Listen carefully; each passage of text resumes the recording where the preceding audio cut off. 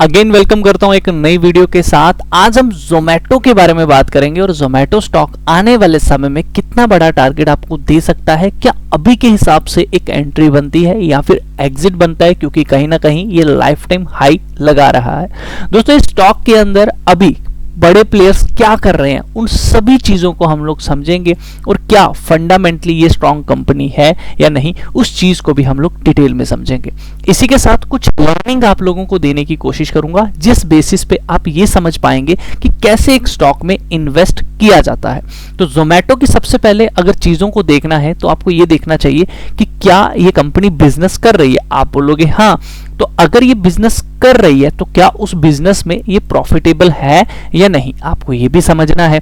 अब प्रॉफिटेबल है तो क्या ये उसको कैश में कन्वर्ट कर पा रही है? जी हाँ, अगर कैश में कन्वर्ट कर पा रही है तो क्या उस कैश को अपने पास कुछ रिजर्व भी जोड़ के रख पा रही है या नहीं रख पा रही? अगर हाँ, तो क्या इस कंपनी के ऊपर लोन कितना है, क्या उस लोन के मुकाबले रिजर्व कम है या फिर रिजर्व ज्यादा है? अगर ये सारी चीजें अच्छी खासी हैं तो डेफिनेटली फंडामेंटली कंपनी अच्छी है।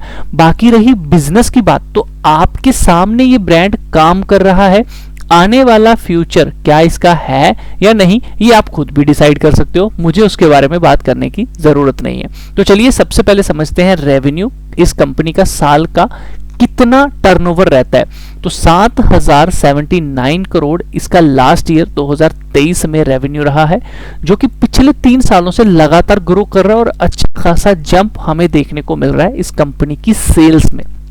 इसी के साथ हम ये भी समझेंगे कि क्या ये सेल्स के थ्रू ही आ रहा है रेवेन्यू। जी हाँ, 3288 की नियर अराउंड सेल है। टोटल इनकम ये रही, टोटल एक्सपेंडिचर आप लोगों के ये रहे। अब बात करते हैं यहाँ पे, ये मैंने बात की क्वार्टरली, लेकिन वहां पे अगर आप नोटिस करो तो ईयरली हमने 7000 का देखा, तो भैया हम भी यहाँ पे क्या देखेंगे, एनुअली बेसिस पे। तो एनुअल बेसिस पे सेल्स ही इतनी हो रही है, तो इसका मतलब ये है कि कंपनी अपने मेन बिजनेस से ही इतना पैसा अर्न कर रही है, कहीं कोई प्रॉपर्टी वगैरह सेल नहीं की गई है। बात करते हैं कंपनी के नेट प्रॉफिट की। बात करें कंपनी के नेट प्रॉफिट की, तो कंपनी अभी लॉस में चल रही है। ध्यान रखिए, पूरे बिजनेस को ओवरऑल अगर आप जोमेटो को पकड़ के चलते हो तो ये कंपनी लॉस में है। कंसोलिडेशन के बेसिस पे ये मैं सारी चीजें बता रहा हूं, स्टैंड अलोन मैं सिर्फ एक बिजनेस की बात नहीं करूंगा, मैं कंसोलिडेशन बात करूंगा। तो ध्यान रखिएगा कि कंपनी अभी प्रॉफिट में नहीं आई है, ये चीज आप लोगों को बिल्कुल भी भूलनी नहीं चाहिए। बट एक चीज जरूर है कि ये अपने लॉस को क्या कर रहे हैं, कहीं ना कहीं कवर करते जा रहे हैं, कम करते जा रहे हैं। तो यानी कि आने वाले समय में प्रॉफिटेबल बनने की पूरी कोशिश है। देखो, प्रॉफिटेबल तभी बन पाएगी अगर अच्छा बिजनेस करेगी। तो बिजनेस तो अच्छा है, तो फिर ये प्रॉफिट में क्यों नहीं आ रही? देखिए, कभी कभी कुछ टाइम लेता है। आपने अमेजोन का बिजनेस देखा होगा, फ्लिपकार्ट का देखा, गूगल का देखा है ना, इन्होंने समय लिया क्योंकि इनको सबसे पहले अपनी पहचान बनानी पड़ती है, ट्रस्ट बनाना पड़ता है, एडवर्टाइज करना पड़ता है, और फिर जब ये बिजनेस रन होना शुरू होते हैं तो फिर प्रॉफिट की ग्रोथ जो है ना वो रुकती नहीं है कभी, ठीक है ना। तो फिर कस्टमर ही कस्टमर होते हैं, प्रॉफिट ही प्रॉफिट होता है। तो बिजनेस अच्छा है, लेकिन अभी के लिए आप ये कह सकते हो शुरुआत है इसकी, तो इसीलिए हमें अभी भी लॉस में दिख रही है। चलिए, क्या इस लॉस को ये इतने सालों तक बेयर कर पाएगी, आगे बेयर कर सकती है या नहीं कर सकती, उसे भी समझना है। तो फिलहाल के लिए हम कैश फ्लो नहीं देखेंगे क्योंकि लॉस में चल रही है, तो ऑपरेटिंग एक्टिविटी में हमें डेफिनेटली कैश नेगेटिव में ही दिखेगा। तो फिलहाल के लिए अभी तक हमने क्या समझा, हमने ये समझा है कि कंपनी अच्छा खासा बिजनेस कर रही है बट प्रॉफिट में अभी नहीं है, ठीक है। तो क्या कंपनी के ऊपर कोई कर्जा है या नहीं है, ये बात ध्यान रखना है। तो डेब्ट टू इक्विटी रेशियो देखोगे तो यहाँ पे 0 है, कंपनी के ऊपर कोई भी कर्जा जो है वो नहीं है, बिल्कुल ना के बराबर कर्जा है। तो यानी कि कंपनी जो भी काम कर रही है खुद के पैसे से काम कर रही है, जो कि इसने मार्केट से उठाया था। बात करते हैं कंपनी की बैलेंस शीट की। तो बैलेंस शीट में हमें ये देखने को मिल रहा है कि कंपनी के पास रिजर्व, देखो कंपनी लॉस में है, ये आपको पता चला, लेकिन देखो कंपनी अपने पास रिजर्व जोड़ती जा रही है, देख रहे हो। यानी कि कंपनी दिखा रही है खर्चा कि मुझे लॉस हो रहा है, मैं प्रॉफिट नहीं कमा रही हूं, लेकिन यहां पे हमें क्या दिख रहा है, कंपनी के रिजर्व बढ़ते जा रहे हैं, यानी कि कंपनी पैसा जोड़ती जा रही है। ये बात ध्यान रखिएगा, तो ये बहुत अच्छी बात है। इसके कंपैरिजन में 5.80 करोड़ का छोटा सा इन्होंने एक लोन लेके रखा हुआ है।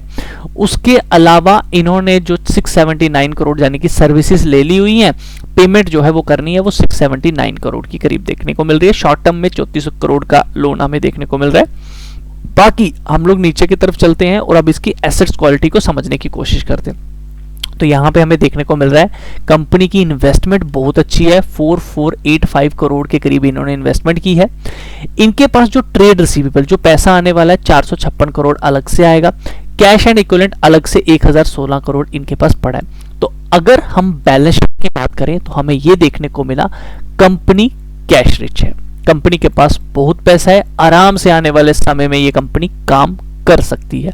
अब आप पे निर्भर करता है कि आपको इसके बिजनेस पे भरोसा है।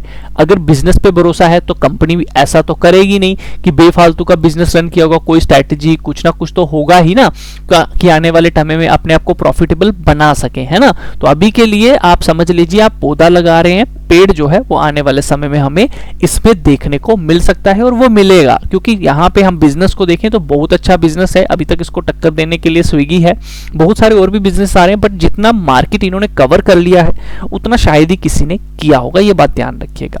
ठीक है, चलिए ये हो गया। अब आगे चलते हैं, थोड़ा सा टेक्निकल चार्ट के ऊपर समझते हैं। देखिए इस स्टॉक ने पिछले अगर 2023 से देखोगे अप्रैल से, तो इसने एक भी बार रुकने की कोशिश नहीं की है, चलता गया है green candle green candle green candle. तो क्या ये चलता ही जाएगा, कभी रुकेगा नहीं? अब ये चीजें भी देखनी है, ये चीजें भी समझनी है। देखिए जब भी कोई स्टॉक चल रहा होता है, अप ट्रेंड में होता है, तो हमारे दो चीजें रहती हैं। हम किसी एक स्टेशन पे बाइंग करते हैं, उसकी जो हैबिट होती है उसके हिसाब से, जब वो उस स्टेशन पे आता है तो हम उसे बाइंग करते हैं। अब आप बोलोगे स्टेशन क्या होता है, हमें कैसे पता चले, हम कहां से सीखें? चलिए इस वीडियो में मैं आपको बताता हूं और एक्सप्लेन भी करता हूं। इसी के साथ एक चीज और मैं आप लोगों को बोल दूं कि जोमेटो स्टॉक की, ठीक है मैं एक्सप्लेन कर दूंगा, लेकिन बहुत सारी चीजें हैं जो आपको सीखनी चाहिए। अगर आपको नहीं पता स्टेशन क्या होते हैं, एंट्री वगैरह क्या होती है, तो सबसे पहले तो मैं आपको बता दूं, अगर आप सीखना चाहते हो तो हमारा फ्री चैनल जो हमने बनाया है आप लोगों के लिए, मनी मेकर आरएस, मैं फिर से बता रहा हूं आप लोगों को, मनी मेकर आरएस ये चैनल है। इसके ऊपर मैंने सिर्फ 17 वीडियोस, भाई मार्केट में पैसा कमाना है ना, तो सिर्फ 17 वीडियोस हैं इस चैनल के ऊपर, जो आप देख लेंगे वन बाय वन तो आपको पता चल जाएगा आखिर मार्केट में इन्वेस्टमेंट कैसे करते हैं, स्टडी कैसे की जाती है, ये बात ध्यान रखें। सिर्फ 17 वीडियोस है, ठीक है। और इसी के साथ अगर आप मेरे द्वारा अपडेट पाना चाहते हो टाइमली, जैसे मैंने विप्रो का दिया, सुविन का दिया, तो उसके लिए आप हमारा टेलीग्राम चैनल ज्वाइन कर सकते हैं स्कैन करके, ये बात ध्यान रखिएगा। इसके ऊपर प्रॉपर अपडेट रहता है, मेरी कोई पोजीशन रहती है मैं वो भी शेयर करता रहता हूँ। जैसे अभी हमने मुक्कन लिया था तो हमारा 160 के करीब उसने टारगेट दिया, बहुत अच्छा लगा हमें, बहुत अच्छा मजा भी आया आप सबको, है ना। तो चलिए अब ये है जोमेटो। देखो जब भी हम किसी स्टॉक में स्टेशन पे एंट्री करते हैं तो या तो वीकली बेसिस पे वो 20 SMA के पास आए। वीकली 20 SMA हम कैसे देखते हैं, हम सिंपल सा बुलिंगर बैंड, जिसे बीबी कहा जाता है, ये होता है। आप अपने इंडिकेटर्स में जाइएगा, यहाँ पे जाके सर्च कीजिए BOL, तो आपको बुलिंगर बैंड दिख जाएगा। तो जैसे कि आप देख सकते हो मैंने लगाया है, तो देखो वीकली बेसिस पे हम यहाँ पर टाइम फ्रेम सेलेक्ट करते हैं। अब आपको नहीं समझ आ रही ये चीजें तो मैं आपको बोलना चाहूंगा आप मनी मेकर चैनल को हमारे फॉलो कीजिए, समझ में आना शुरू हो जाएगा। तो ये है 1 वीक, तो आप देख सकते हो ये स्टॉक यहाँ है। तो जो एंट्री होती है वो इस, ये जो सेंटर वाली डेविएशन होती है, इसको 20 पीरियड मूविंग एवरेज भी कहते हैं, इसके पास ली जाती है जब भी वीकली बेसिस पे स्टॉक आता है। बट वीकली बेसिस पे जब आता है ऐसा नहीं होता कि डायरेक्टली ले लिया जाता है, बहुत सारे सिनेरियोस बनते हैं तब जाके हम लेते हैं। एग्जांपल के तौर पे आप देख सकते हो ये बिल्कुल एग्जैक्ट इसके पास आया था, यहाँ पर एग्जैक्ट इसके पास आया था, बिल्कुल थोड़ा सा, ठीक है 10-15 पॉइंट रह गया होगा, लेकिन इसी से रिवर्स हो गया, आप नोटिस कर रहे हो। अब मैं आपको दिखाता हूं कैसे ये चीज है। जब हमें पता है कि वीकली बेसिस 20 SMA के पास हमने एंट्री लेनी है, पहला सिनेरियो ये है। दूसरा हम मंथली बेसिस पे भी सिनेरियो लेते हैं, लेकिन कब कैसे करना है ये चीजें, वीकली कब एंट्री लेनी है, मंथली कैसे एंट्री लेनी है। देखिए जब वीकली बेसिस आ रहे हैं तो हम क्या करेंगे, 1 डे के बेसिस पे चार्ट को लगा देते हैं। सिंपल सा आप देखिए ये बिल्कुल यहां आया, ठीक है यहां आया। अब आप ये देखिए, अब ऐसा नहीं होता कि आपको ये बोल दिया कि 20 SMA के पास एंट्री लेनी है तो भैया आया तो ले लेंगे, ऐसा नहीं होता, वहां से और भी फॉल कर सकता है। तो वहां पे अगर आप इसको ध्यान से देखो तो आपको दिखेगा कि इसने ये एक ट्रेंड लाइन बनाई थी और ये एक ब्रेकआउट दिया था। अब आप बोलोगे ब्रेकआउट नहीं समझ आ रहा, तो मैं बोलूंगा मनी मेकर, फिर आपको कुछ भी नहीं पता है, ठीक है। तो ये है ब्रेकआउट। अब ये देखो ये ब्रेकआउट जो आया वो कहां पे आया, अगर आप नोटिस करोगे वीकली बेसिस पे बिल्कुल यहां पे कहीं ये आपको ब्रेकआउट देखने को मिला होगा। मैं आपको बता देता हूं, ये देखो अब हुआ क्या, ये आए हम 1 डे के बेसिस पे, ठीक है, ये एक ब्रेकआउट आया आपके सामने। यहां पर क्या बना सिनेरियो, यहां पर सिनेरियो ये बना। अब ये जो प्राइस है ये कौन सा प्राइस है, आपको इसको भी समझना चाहिए। ये 152 के करीब का आपका प्राइस है, ठीक है। और अगर आप इसे वीकली बेसिस लगाते हैं तो आप भी ध्यान से समझ पाएंगे 152 नियर अराउंड आप ये कह सकते हो 142 के करीब आपका ये 20 SMA आपको देखने को मिल रहा था, और 152 10 पॉइंट जैसा कि मैंने आपको कहा एग्जैक्टली वहीं पे हुआ। देखो ये बिल्कुल यहां आया। अब जब ऐसा नहीं है एकदम से ऊपर भाग जाएगा, वहां पे हम कोई सिनेरियो ले लेते हैं जैसा कि आपको वन डे के बेसिस पे यहां पे दिखा। अब वन डे के बेसिस के साथ साथ अगर आप इसे 1 आवर के टाइम फ्रेम पे भी लगाते तो आपको तब भी दिख जाता है। ये देखिए यहां पर ये बिल्कुल एग्जैक्ट यहां पर ब्रेकआउट आया है। यहीं से क्या हुआ था, ये पहले भी रिवर्स हुआ था। यहाँ पे आप देख सकते हो यहीं से रिवर्स हुआ था, यहां से ऊपर चला था, सस्टेन हुआ था, ठीक है। आप लोग देख सकते हो बहुत अच्छे तरीके से आपको चीजें देखने को मिलेंगी। अगर आप वनडे के बेसिस पे भी लगाते हो तो आपको दिखेगा यहीं से ये ऊपर की तरफ रैली आई थी, ये देखो यहां से। तो ऐसा नहीं होता कि हम डायरेक्टली भी एंट्री कर लेते हैं 20 SMA के पास, नहीं, बिल्कुल हम वहां आता है कोई ब्रेकआउट होता है। क्या वो पहले से भी यहां से रिवर्स हुआ था? देखो एक सिनेरियो हमारा ये रहेगा कि हम स्टेशंस को पकड़ते हैं। हमें पता है वीकली 20 SMA एक स्टेशन है या फिर मंथली। अब जब वीकली के पास वो आ गया है तो हम वन डे का चार्ट लगाते हैं, ब्रेकआउट आ जाता है तब ले लेते हैं, या फिर कोई मूविंग एवरेज आ जाती है तब ले लेते हैं। एग्जांपल के तौर पे ये वन डे के टाइम फ्रेम पे 50 SMA को फॉलो करता है। ये मैंने 50 पीरियड की मूविंग एवरेज लगाई, तो यहां पे हमें ये भी देखने को मिला कि एक 50 पीरियड मूविंग एवरेज भी निकल कर आ रही है वन डे, तो उसने भी सपोर्ट की। इसी के साथ अगर आप इसको 2 घंटे के टाइम फ्रेम पे लगाते हो तो आपको ये भी दिखेगा कि 2 घंटे के टाइम फ्रेम के ऊपर इसके अंदर एक 200 पीरियड की मूविंग एवरेज भी इसी लेवल के इर्द गिर्द बन रही थी। ये देखो मैं अब बुलिंगर बैंड को हटाता हूं, यहाँ पे आप देख सकते हो ये देखो यहां पर आया, ठीक है। सिनेरियो एक नहीं बनता, अगर इसको रिवर्स होना है ना 20 SMA से इसको ऊपर जाना है तो बहुत सारे सिनेरियोज बनेंगे। वन डे के ऊपर 50 SMA, ठीक है, और 2 आवर के ऊपर 200, तो आप पहले भी इसका रिकॉर्ड चेक कर सकते हो। ये देखो यहीं से रिवर्स होता था, आप लोग यहां पे देख सकते हो यहीं से रिवर्स हुआ 200 MA। हमें पता है कि 200 EMA को ये फॉलो करता ही करता है, तो एग्जैक्ट ये बड़ी टाइम के बाद इसके पास आया था, इसीलिए भी चल गया। प्लस वनडे के ऊपर ये अपने 50 SMA को बहुत अच्छे तरीके से फॉलो करता है। आप देख सकते हो यहाँ पर ये सपोर्ट सपोर्ट सपोर्ट है ना, तो दोबारा क्या हुआ था, दोबारा यहाँ पे आया था। इसी के साथ हमने वीकली स्टेशन को भी पकड़ा। तो ये चीजें सीखने वाली हैं जो आपको मार्केट में शायद कोई सिखाता नहीं है, क्योंकि वो सब पैसा हेटने के चक्कर में है, आपको कोर्सेज बेचने के चक्कर में है।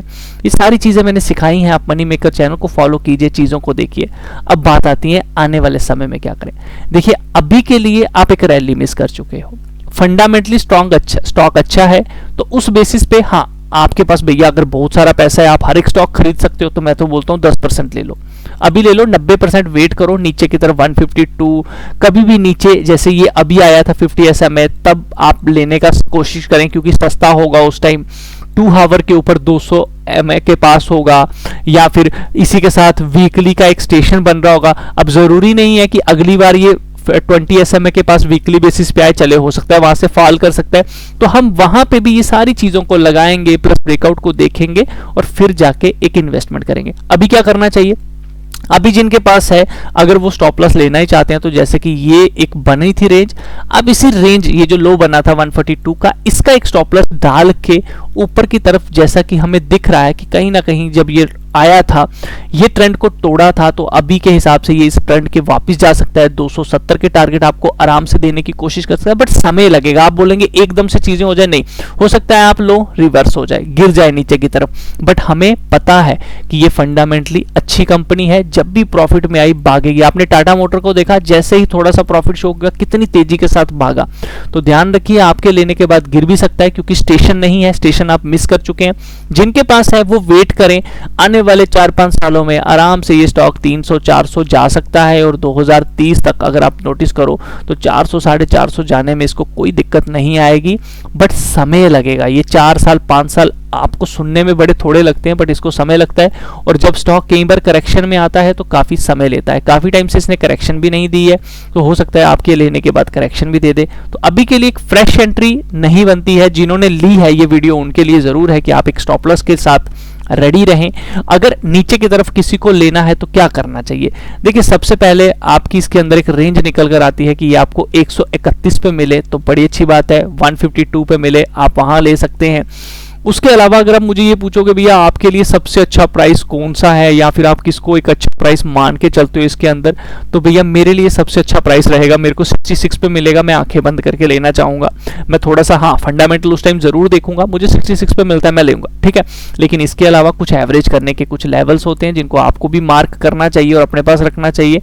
तो बीच में आपका 96 का भी एक लेवल निकल कर आता है। इसके अलावा आप लोगों का 113 का भी है। तो कभी भी इन फ्यूचर अगर ये सस्ता मिलता है तो इन लेवल्स के पास एंट्री करिए, ऐसे धड़ल्ले से कहीं भी एंट्री नहीं की जाती है। दोस्तों वीडियो अच्छा लगा आप लाइक जरूर करें, शेयर जरूर करें। इसी तरह की और वीडियोस पाने के लिए आप चैनल को सब्सक्राइब करिए। ध्यान रखिए ये स्टॉक अप ट्रेंड में है अभी भी, इसमें कोई दिक्कत वाली बात नहीं दिख रही है, लेकिन कभी भी एक डाउन ट्रेंड में भी जा सकता है, तो उसके लिए भी रेडी रहना है। कभी भी एक स्टॉक में अपनी पूरी कैपिटल नहीं लगाई जाती है, ये बात ध्यान रखिए। आपको 10 से 12 स्टॉक में कैपिटल लगानी है, तब जाके आप प्रॉफिटेबल बनेंगे। बाकी वीडियो अच्छा लगा लाइक जरूर करें। इसी तरह के वीडियोस पाने के लिए चैनल को सब्सक्राइब करें। ट्रेड लेने से पहले एक बार अपने फाइनेंशियल एडवाइजर से जरूर पूछिएगा, क्योंकि रिस्क आप सब